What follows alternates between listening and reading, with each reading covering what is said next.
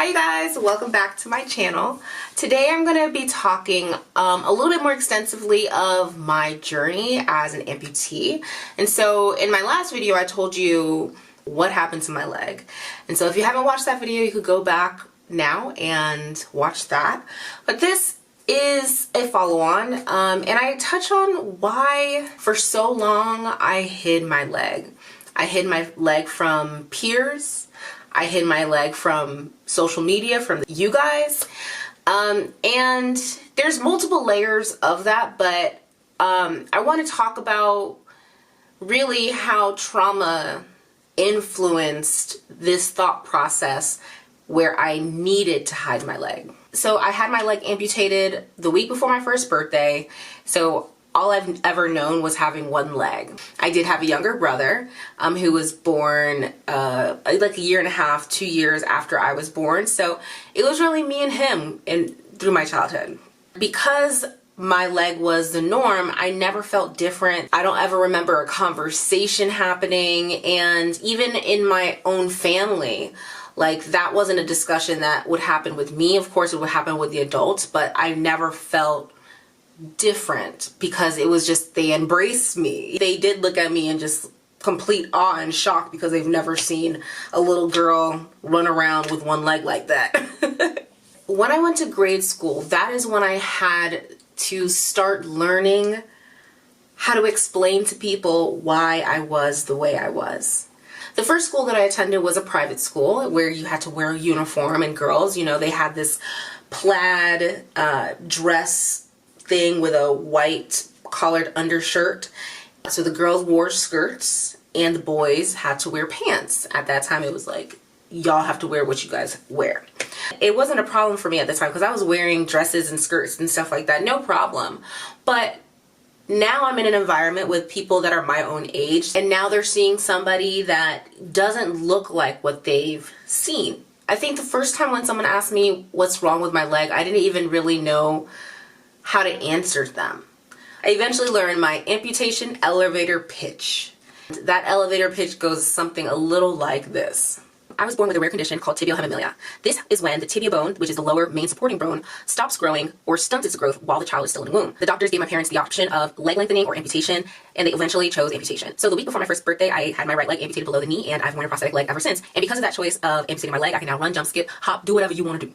And yeah, that is kind of the spiel. If you ever ask me about my leg, that's probably what I've said.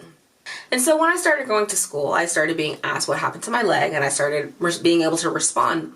And I remember in preschool, there was this one girl. She was this little blonde hair bod girl. I don't remember her name or anything, but she had a very strong curiosity. Mind you, we're 4 or 5, okay? So we're young, we're babies. And one day, we went to recess and she pulled me aside and she was asking me questions about my leg, and you know, reluctantly I was trying to answer them the best that I could, but little me did not know how to set boundaries, and so I just remember just feeling uncomfortable. That's also another thing that I experience after I tell somebody about my leg, is now they want to get more and more details about it, and sometimes it can feel a little intrusive. But I was 4, I was 5, I didn't know what intrusive was. Then she asked if she could see my leg, meaning she wanted me to take my leg off so she could see it. And a little thing about me is getting to a point where I could take my leg off in front of somebody else that I'm not really connected to outside of my family is, it's a workup for me. It's almost like asking me to take off my clothes in front of you. It's very, for me at least, it's intrusive because it's like a part of my body that you're asking for access to. But not everybody feels that way. That's just me. So she asked me if she could see my leg, and I hesitated, but I was like, in that moment, I was like, as long as that could get her to stop asking me questions, okay. Like, I remember saying, like, this is the last question, okay? Like, after this, no more questions. And so I took off my leg. My leg consists of a shell, which is a hard case shell, the inner liner, and then I have a sock on my amputated leg that goes inside of all of these things. So I took off the liner, I took off my sock, I showed the girl, and that was it. And she was just like, huh. And then she hopped up and she walked away. As the bell was ringing for recess to be over, she just went in, and here I am still, you know, putting my leg back on. And then I joined the rest of the class. This little girl then started telling other people in the class how she got to see my leg. And that got these kids really excited and ramped up. So by the end of the day, when we were at car rider line waiting to be picked up, I was now surrounded by my classmates who all wanted to see my leg. And now this little blonde bob-head girl is now, like, in a sense begging, like, please, only one time, you don't have to do it ever again, I promise. You know, like, just pleading with me. And I didn't feel comfortable. I already felt uncomfortable initially, but now I feel like I have the whole class, the eyes of everybody on me. And I was like, no, I don't want to. This girl proceeded to take my leg. We were sitting crisscross applesauce in front of each other. She proceeded to grab my right leg, because I can't even sit properly in crisscross applesauce just because of my anatomy.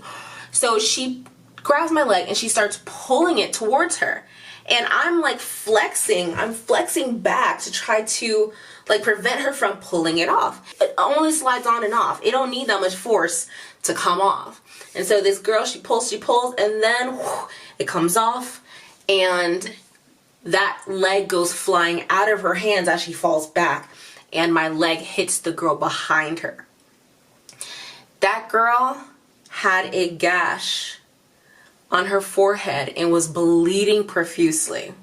I was traumatized. That was a very traumatic event that happened to me in my life, right in the mix of me learning how to explain who I am, learning that I'm different or different from the norm and outside the norm, and then also pairing that with now when other people know about this condition, what's wrong with me, like it can cause harm and it makes me feel uncomfortable. That was a defining moment that started me begging my parents to put me into public school, because I did not want to wear skirts anymore. I wanted to control what I wore. And that is what I did through the rest of grade school. I controlled everything that I wore. When we would go shopping for school every year, I would have to find pants that were loose enough in the leg where you could not see any crease of the leg, because I hated the feeling that came up when someone would notice that something was different with my leg, and then they would ask me about it, because that opened up the door of all of those other feelings about feeling bad, feeling weird, feeling different that I did not want to experience. I have spent the majority of my life, I want to say up until like 25-ish, where I was hiding my leg. One of the most pivotal moments that helped me start to relax those restrictions for me is when I started dancing. And I actually have a clip where I kind of talk about that, and I'll link it somewhere up here. Because I had to wear leotards, tights, we would have to do quick changes, and we would all be naked in the room together. So we saw everything, we did everything, and it forced me into an environment where I was uncomfortable, but it was also connected to something that I loved to do, which was dance. And so I learned how to be okay in that space. But the minute I would get back to school where regular people knew me and I had to interact with them on a daily basis, clink, clink, I was locked back up. I was restricting myself again. It's actually crazy because I've missed opportunities because of how afraid I was if somebody in my school, any of my peers were to find out about my leg. One of those opportunities, and y'all probably would not believe me, but I guarantee you this is true. I was supposed to have a movie on my life made, a biopic of my life and the journey from when I was born through my dance years. Because of some unfortunate circumstances, they end up having to scrap the movie, but the director said she still wanted to tell my story, but would rather it go through a documentary lens, meaning that they would want to have cameras following me through school and interacting and talking to my peers and stuff like that. And me, then I could not even imagine having to explain why cameras were following me for a documentary about my leg because nobody knew about my leg, and that was the biggest fear for me at that time, for the whole school to know what's wrong with me. I said no to the director. I said I did not want to do a documentary. I did not want to experience what I thought I had to go through, my biggest fear at that time. I often think back to that and think of what could have happened if I just sat in the uncomfortability and just let it happen, just have a documentary. Like, what could my life have been? But honestly, I believe I had to take the journey that I took in order for me to appreciate it the way that I appreciate it now. It wasn't until I was in Korea where I started feeling this fatigue come on about me just wanting to be free. I was tired of hiding. I was tired of not being honest with someone. I was tired of holding the fear of someone possibly seeing my leg and knowing that I'm different. I was just tired.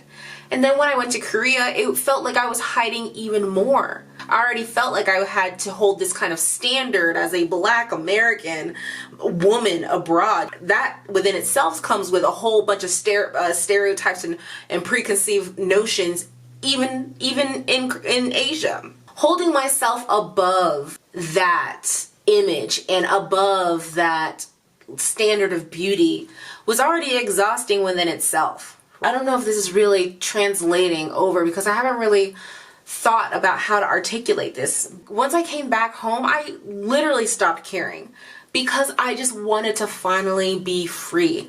I just wanted to finally live my life and in the clothes that I always dreamed of wearing, in the feeling of safety and confidence that I now exude, and stand firm in knowing who I am and what I am, and knowing that I'm fabulous doing it. And that, yes, I am one in a million. And I should be proud of that. I spent my whole life hating that. I spent my whole life asking God, why me? I had to go through that journey in order for me to be able to find it. That is the reason why I hid my leg from everyone for years. And I mean nearly everyone, except for my closest friends. My closest friends, they know. If you guys have any questions, leave them down below. I'll try my best to answer them. Thank you guys so much for watching. I love you guys so much. Mwah. Bye.